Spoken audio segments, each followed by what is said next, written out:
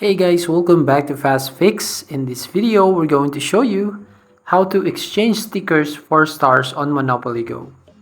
Well, when it comes to requesting stickers, there are a few ways to do it. One is you can talk to friends in person.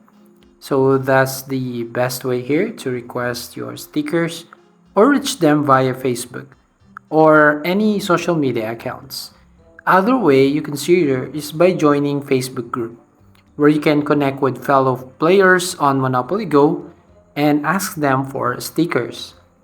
It's like a community trading stickers. Now in exchange, if some of your friends asking you to send stickers, just go to album and look for a duplicate sticker to send to your friend. So for example, here on your album, look for duplicate plus one, as you can see. So you just need to tap on the send to friend button, and then you just need to look for your friend that asking you to send a sticker. So you just need to tap on the select button and tap on that send button right here.